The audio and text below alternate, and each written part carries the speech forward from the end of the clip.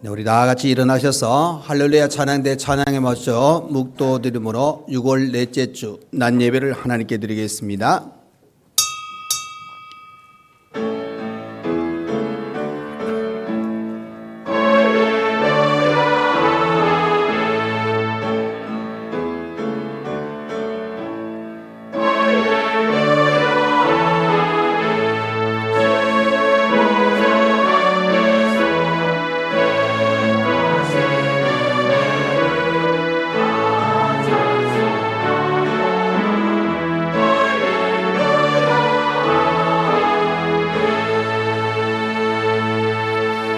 보라 내가 새 하늘과 새 땅을 창조하나니 이전 것은 기억되거나 마음에 생각나지 아니할 것이라. 너희는 내가 창조하는 것으로 말미암아 영원히 기뻐하며 즐거워할지니라. 아멘. 사랑과 은혜로 우리의 모든 걸음을 인도하시고 위로와 평강으로 또 모든 걸음 속에 늘 동행하여 주신 하나님 아버지 감사합니다. 오늘 이 거룩한 주일을 우리에게 허락하셔서 하나님께 모여 예배로 영광 돌려드립니다. 이 시간 우리 예배를 받으시고 하나님의 은혜에 충만한 복된 시간 되게 하여 주옵소서. 우리의 온 이 모든 삶을 통하여 모든 걸음에 우리와 함께 하신 하나님을 사랑하며 그 하나님을 의지하며 하나님의 은혜 안에서 모든 일을 행하기에 부족함이 없는 우리 모두가 되게 하여 주옵소서. 예배 순서 가운데 성령께서 주관하여 주옵소서. 예수님의 이름으로 기도하옵나이다. 아멘. 네, 이 시간 예배를 위하여 김삼용 장로님 나오셔서 기도해 주시겠습니다.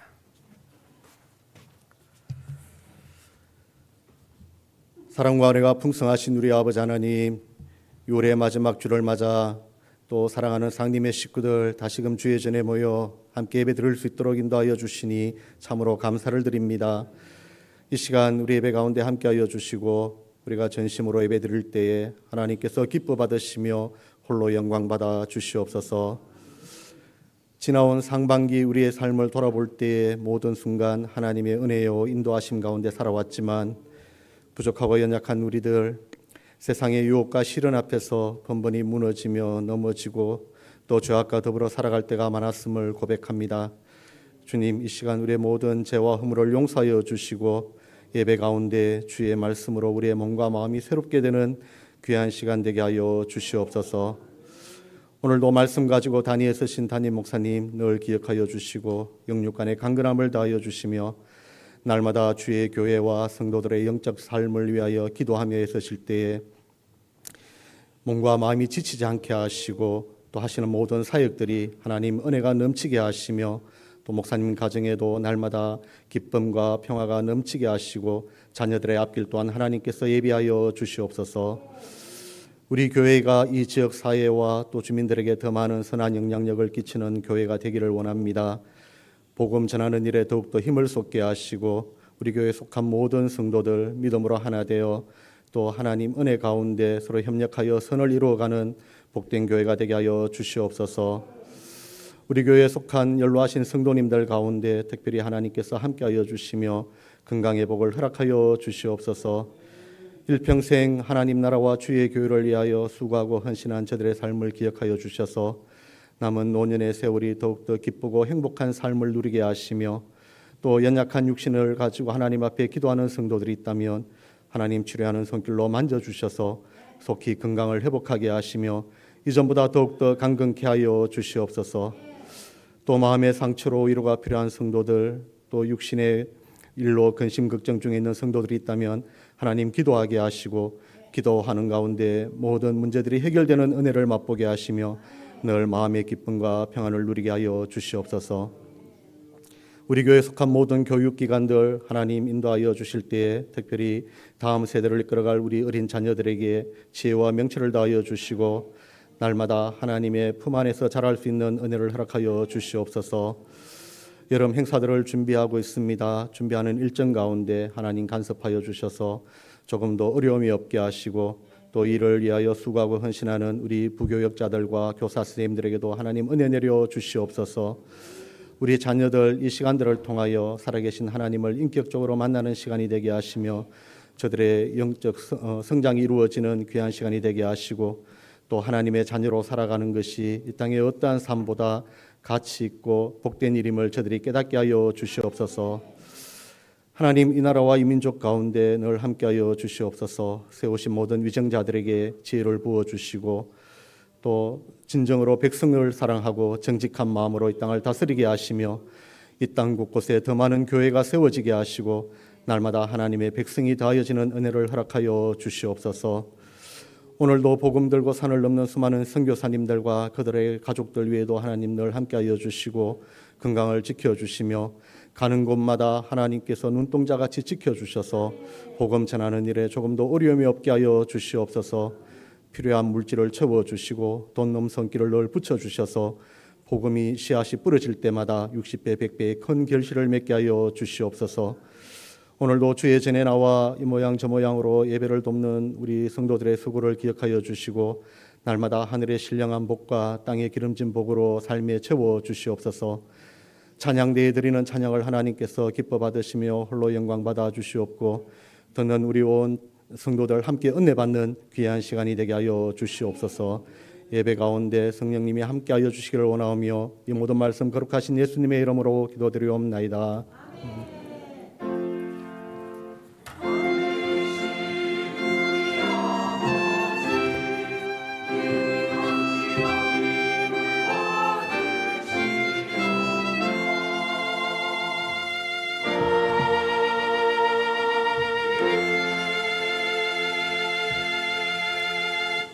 네, 이 시간 우리 하나님 말씀을 보시겠습니다. 하나님 말씀은 신약성경 베드로전서 4장 1절에서 3절 말씀입니다. 베드로전서 4장 1절에서 3절, 신약성경 381페이지가 되겠습니다.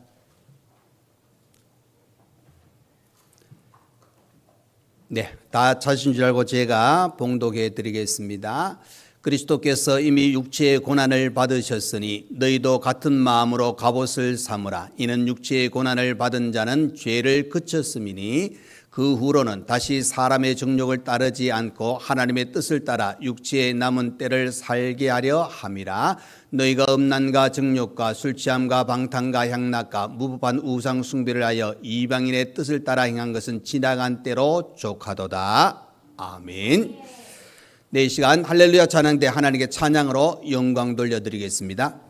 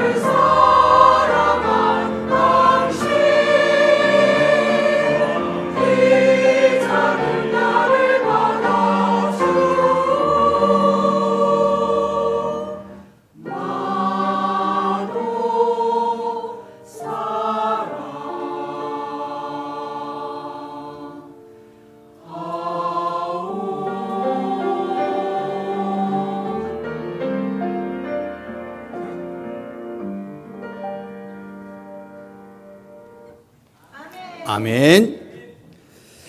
하나님은 여러분을 사랑하시고 여러분의 걸음에 늘 동행하신 줄 믿으시길 바랍니다.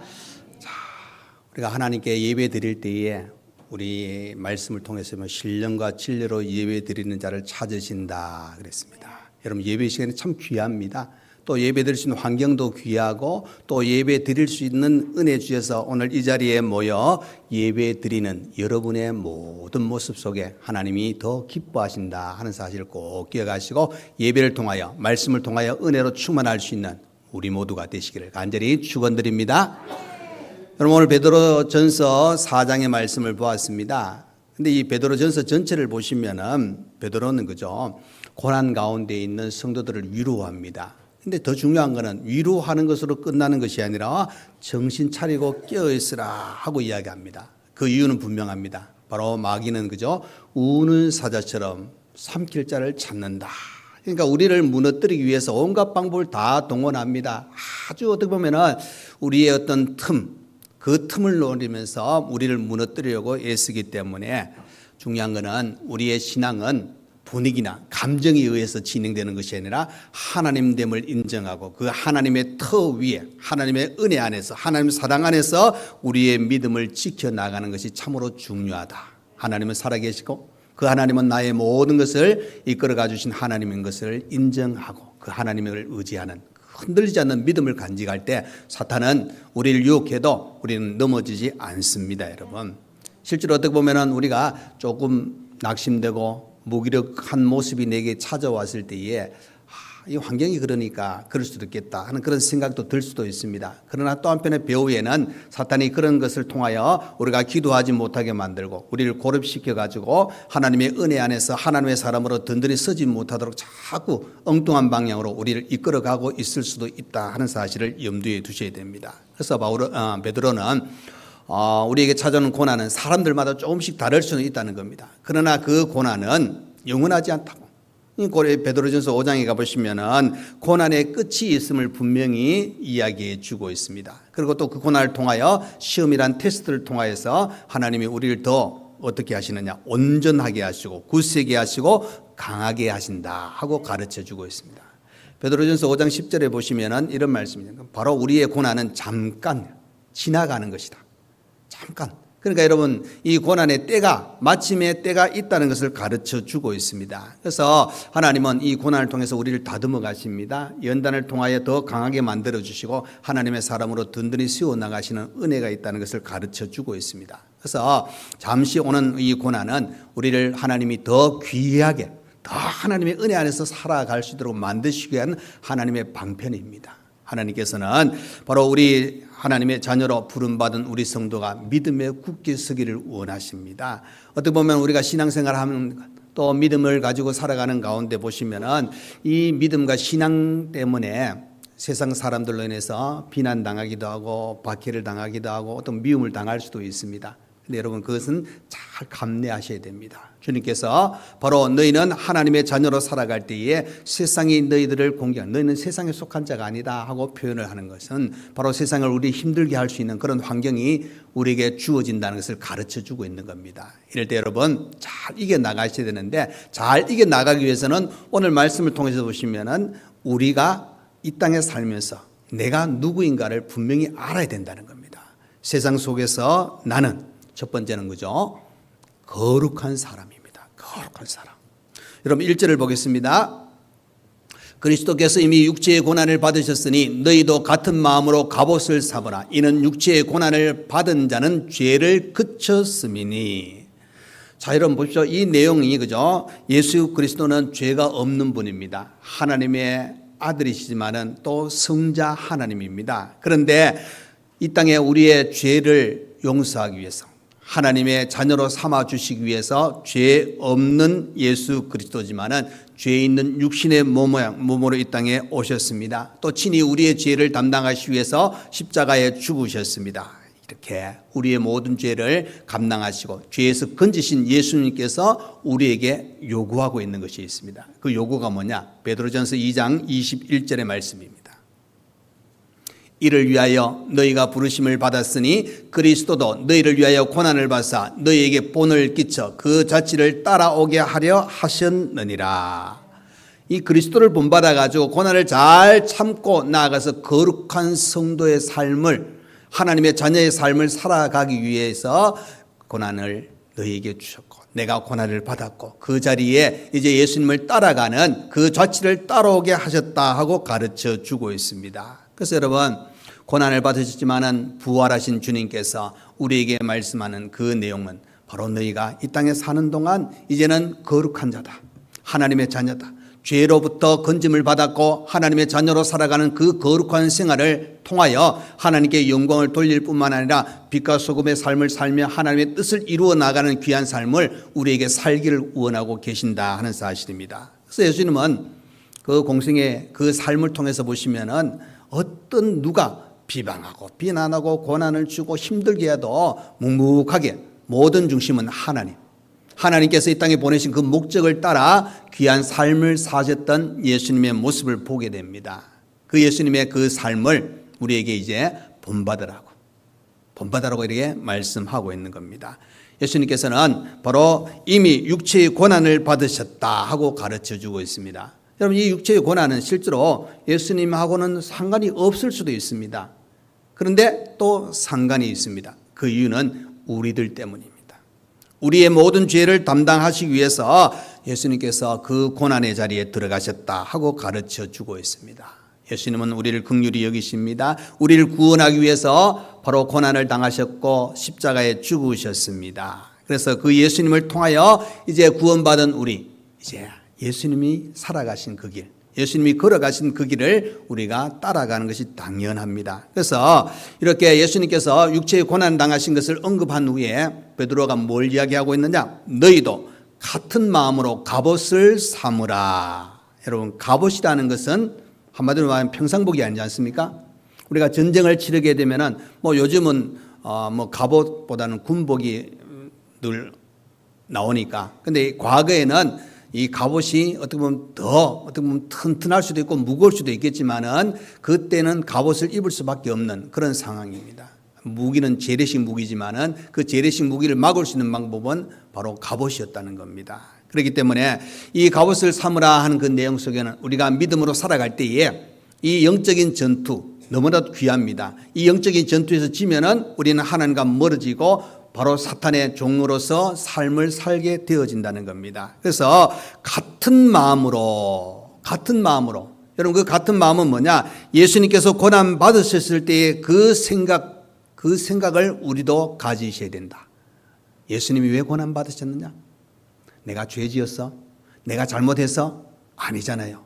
예수님이 우리의 모든 죄를 담당하시기 위해서 하나님의 뜻을 이루기 위해서 그 고난을 당하셨다는 겁니다. 그 같은 마음은 어떤 마음입니까? 우리에게는 이제 믿음을 지키기 위해서, 하나님의 사람으로 거룩하게 살기 위해서 우리의 신앙을 지켜나가는 그 가운데 고난이 찾아올 때 예수님과 같은 마음으로 우리가 이겨나가야 되는 겁니다. 베드로전서를 쓰고 있는 이 당시에 성도들에게는 황제를 숭배해야 된다는 것을 강요받고 있던 시간입니다. 또 로마의 공권력이라든지 또 그 각 지역의 토착신앙, 또 심지어 같은 유대인들이지만 박해하는 유대인들로 인해서 많은 어려움을 겪고 있는 그런 당시의 성도들입니다. 그런데 이 성도들에게 바로 같은 마음으로 갑옷을 삼으라. 예수님께서도 고난을 당하셨다. 예수님도 어려움을 당하셨다. 너희들 그것을 기억해라. 그래서 너희들 예수님이 겪으셨던 그 길 그대로 가라면 하나님께서 놀란 은혜로 인도하실 것이다. 여러분, 갑옷을 삼으라. 그 헬라의 뜻이 뭐냐면은 스스로 무장하라. 빈틈없이 준비를 잘해라. 그런 의미입니다. 그러니까 여러분, 우리가 고난에 직면했을 때에 잊지 마셔야 될 것은 우리를 위해서 그 십자가에 고난을 당하시고 십자가의 죽음을 당하신 예수님을 생각해라. 예수님은 바로 자신의 죄 때문이 아니라 우리의 죄 때문에 그 십자가를 지신 예수 그리스도. 그래서 우리는 그 예수님을 생각하면서 갑옷을 삼아야 된다는 겁니다. 빈틈없이 준비를 잘해서 어떤 고난이 찾아온다 할지라도 또 우리의 믿음을, 우리의 신앙을 흔들어 놓는 여러 가지 여건과 환경이 찾아올 때에도 극복해서 우리는 무엇을 해야 되느냐? 하나님의 영광을 드러내야 됩니다. 그래서 하나님의 영광을 위해서 이제 우리가 믿음을 지키고 살아갈 때에 우리가 승리했다. 끝이냐? 아닙니다, 여러분. 베드로는 그죠? 너희들 이겼으니까 편안한 옷으로 이제는 아무 걱정 없이 그냥 살아라. 이런 표현이 아닙니다. 갑옷을 입고 무장하라. 왜? 이 땅에 우리의 사는 삶의 모든 이 믿음의 여정 가운데는 항상 우리를 유혹하고 우리를 힘들게 하는 여러 부분이 있다는 겁니다. 왜 찾아오느냐? 그 일들이 왜 어려움이 찾아오고 우리를 왜 유혹하느냐? 한마디로 말하면 저와 여러분은 하나님의 자녀이고 거룩한 사람이기 때문입니다. 여러분 마태복음 4장에 보시면은 예수님이 금식하고 이제 공생에 시작할 때 제일 먼저 막다뜨는 게 무엇입니까? 사탄이 찾아와서 예수님을 3번이나 시험하는 장면을 보게 됩니다. 예수님도 그렇게 시험하셨는데 우리는 어떻겠습니까? 우리를 무너뜨리려고 하는 그런 환경을 우리가 보게 되어집니다. 그럴 때 여러분 그 갑옷을 삼고 우리가 같은 마음으로 우리가 나아갈 때 예수님께서 그 사탄을 이기셨을 때의 행동의 모든 부분대로 우리가 그것을 모범을 삼아 이제는 모든 것 속에 우리는 같은 마음으로 갑옷을 삼을 때 그 갑옷은 바로 한마디로 말하면 하나님 나라와 그 영광을 위하여 우리는 전신으로 무장하고 십자가를 질 각오를 하고 나아가는 겁니다.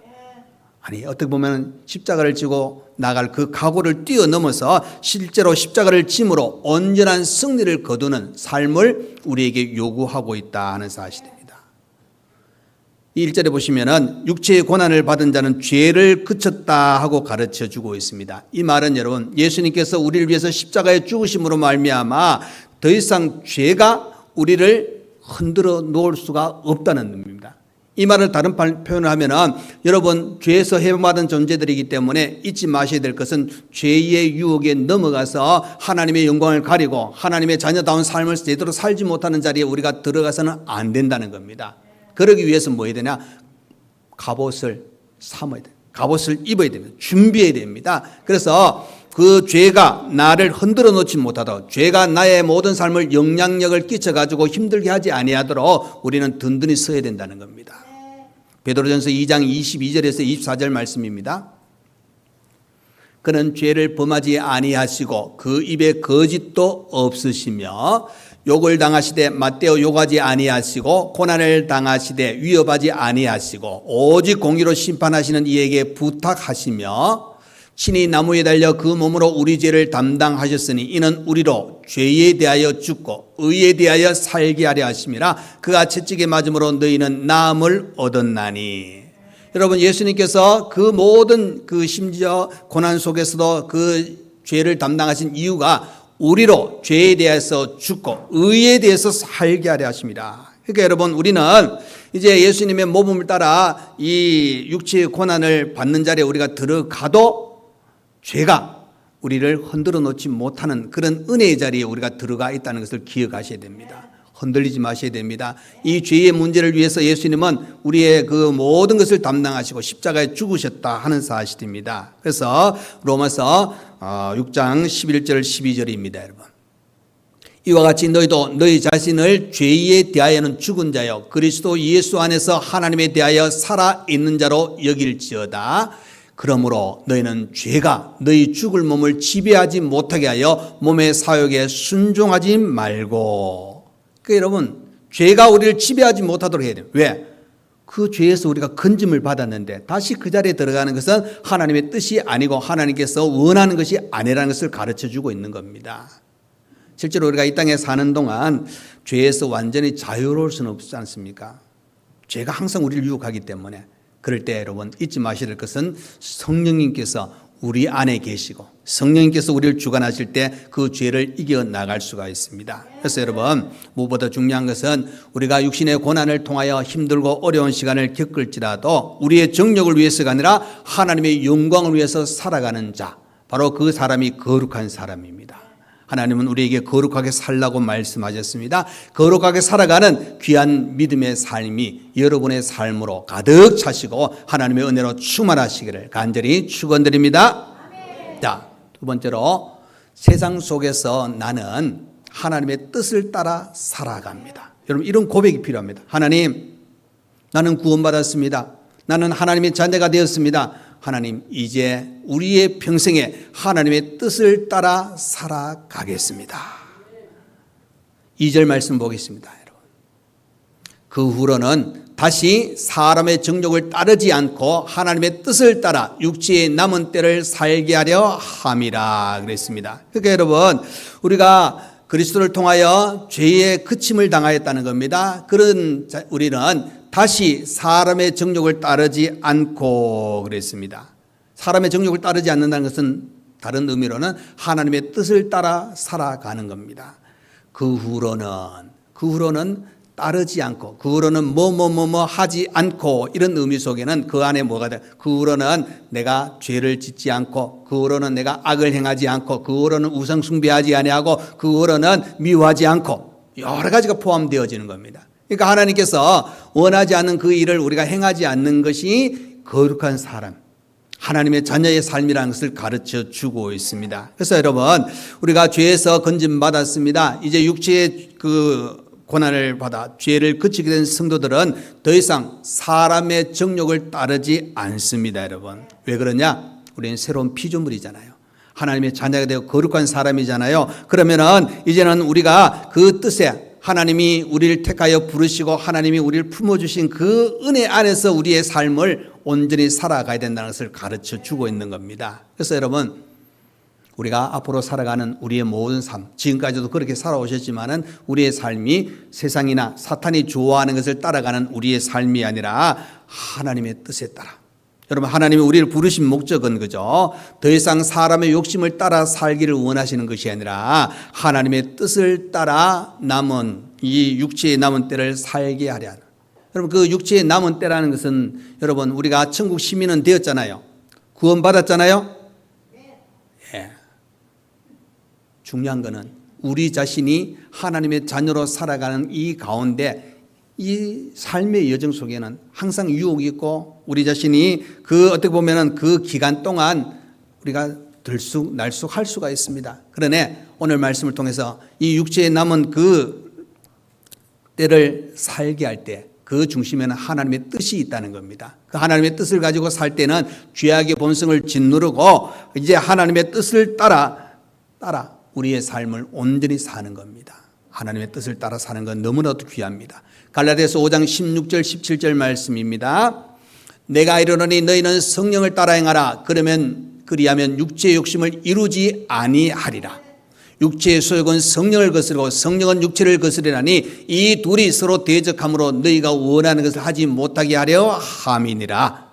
5장 24절 25절입니다. 그리스도 예수의 사람들은 육체에 함께 그 정욕과 탐심을 십자가에 못 박았느니라. 만일 우리가 성령으로 살면 또한 성령으로 행할지니 그랬습니다. 그러니까 여러분, 예수님은 그죠? 하나님은 예수 그리스도를 통하여서 우리를 죄에서 건져주셨습니다. 새로운 피조물이 되게 하셨습니다. 그 목적은 이제 구하신 그 구원의 자리에 들어간 우리가 다시는 정욕의 노예가 되지 않게 만드시고 거룩하게 하나님의 사람으로 하나님의 뜻을 따라가는 존재가 되도록 우리를 인도하여 주고 계신다 하는 사실입니다. 다시 사람의 정욕을 따르지 않고 하나님의 뜻을 따라 우리의 육체의 남은 때를 살게 하게 하시는 겁니다. 여러분, 여기에 사람의 정욕의 삶과 하나님의 뜻을 따라가는 삶을 우리가 구별해 볼 수 있는데, 사람의 정욕을 따라가는 삶은 3절에 나타나는 이방인의 뜻을 따라가는 삶, 이방인의 뜻을. 그러니까 여러분, 쉽게 말하면 하나님이 없는 삶을 이야기해 주고 있습니다. 반면에 하나님의 뜻을 따라가는 것은 말씀 안에서 예수를 따라가는 겁니다. 거룩하게 살아가는 겁니다. 믿음을 지키는 겁니다. 하나님의 뜻 안에서 말씀에 순종하며 살아가는 겁니다. 십자가를 지고 가는, 그래서 하나님의 원하심에 순종하며 살아가는 것이 하나님의 뜻을 따라가는 삶인데, 여러분, 그 뜻을 따라가는 삶을 육체의 남은 때, 그죠? 천국에 들어갈 때까지 우리가 이 땅에 살면서 그 거룩한 믿음을, 신앙을 지키는 그 삶을 살아가야 된다는 것을 가르쳐 주고 있습니다. 여러분, 우리가 이 땅에 살아오는 가운데, 그죠? 또 삶의 모든 여정 가운데 얼마나 오래 살았는가가 중요한 것이 아니라 하나님의 뜻에 얼마나 따라갔는가, 하나님을 얼마나 기쁘시게 했는가, 하나님 마음에 얼마나 흡족한 인생을, 믿음을 살았는가, 이 참 중요하다는 것을 가르쳐 주고 있습니다.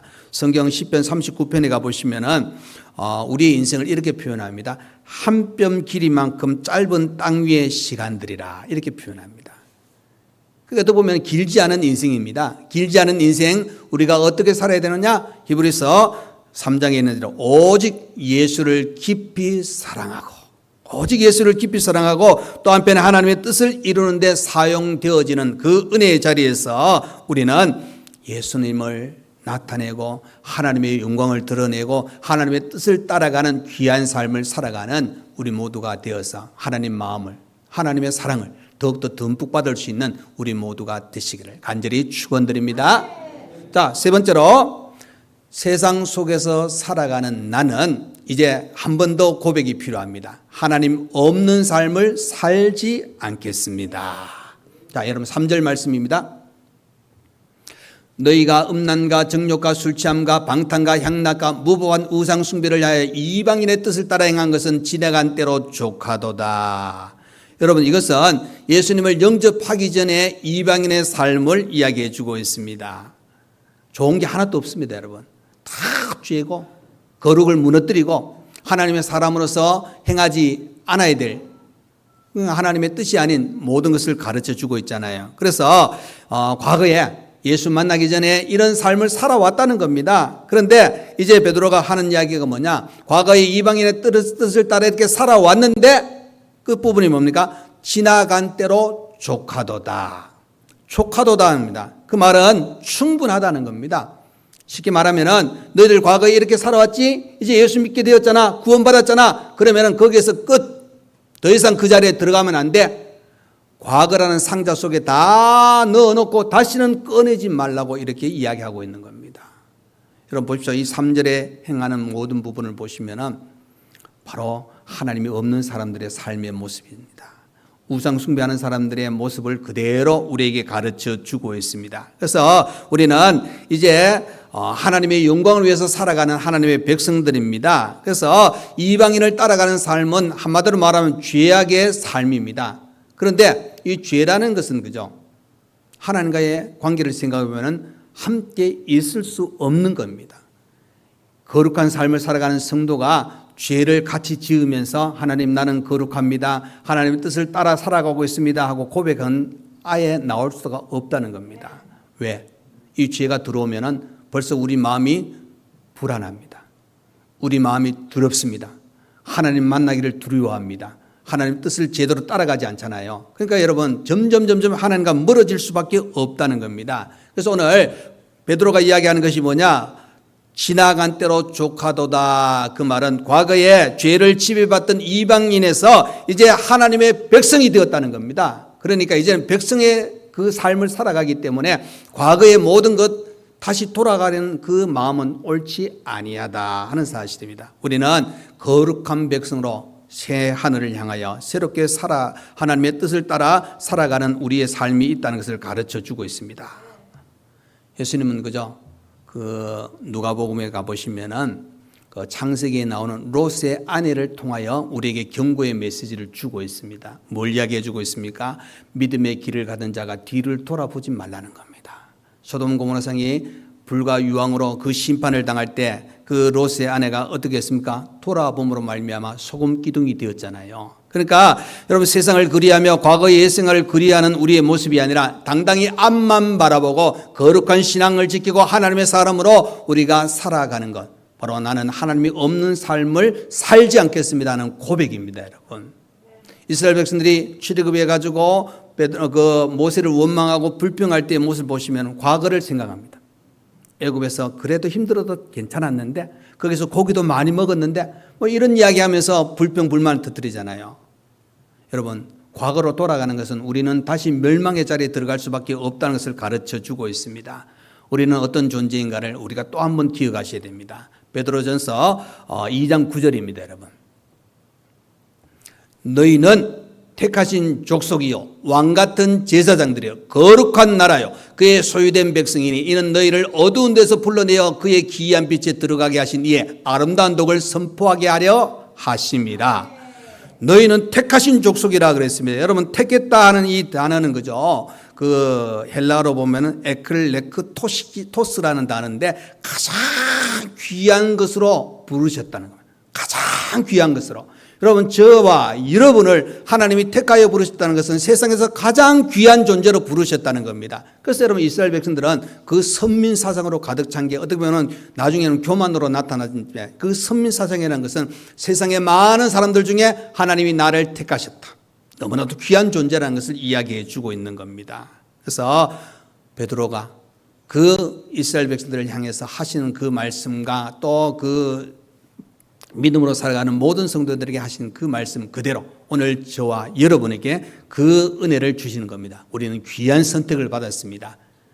베드로전서 2장 4절에 이렇게 또 표현합니다. 여러분, 사람에게 버림바 되었으나 하나님께는 택하심을 입은 보배로운 산돌이신 예수께 나아가. 여러분, 예수께 나가는 택함받은 존재라는 겁니다. 또 이사야 43장 1절입니다. 여러분 잘 아는 구절입니다. 야곱아, 너를 창조하신 여호와께서 지금 말씀하시느니라. 이스라엘아, 너를 지으신 이가 말씀하시느니라. 너는 두려워하지 말라. 내가 너를 구속하였고 내가 너를 지명하여 불렀나니. 뭐라고요?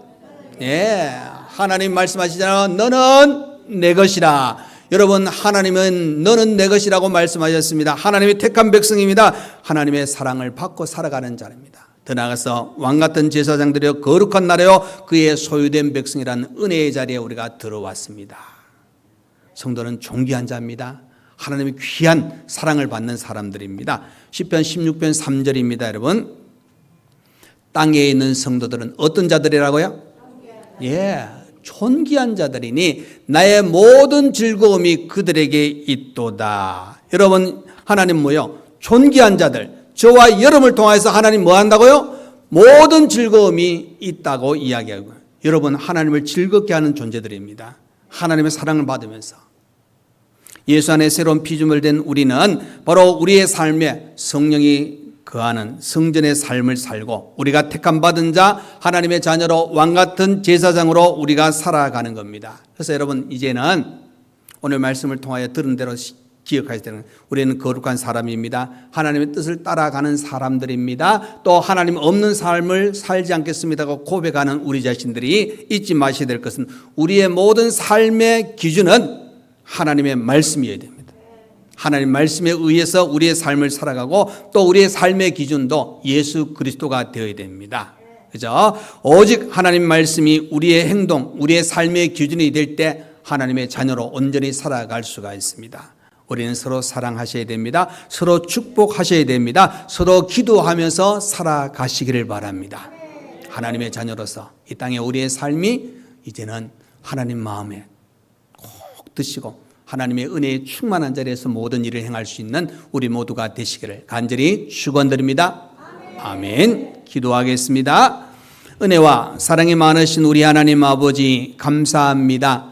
우리의 모든 걸음 하나님의 사랑이 있고 하나님이 우리를 위하여 독생자 아들 예수 그리스도를 보내시고 우리의 죄를 담당하신 예수님의 그 사랑이 있어 믿어 구원의 자리 천국 백성 될 수 있는 은혜 주신 것 감사합니다. 하나님, 이렇게 아버지 천국 백성 된 우리가 이 땅의 삶을 살아가는 동안 우리가 거룩한 사람임을 꼭 기억하게 하여 주옵소서. 하나님의 뜻을 따라 살아가게 하여 주옵소서. 하나님이 없는 삶을 살지 않겠다고 고백하며 오직 하나님 중심으로 살기에 부족함이 없는 우리 모두가 되게 하여 주옵소서.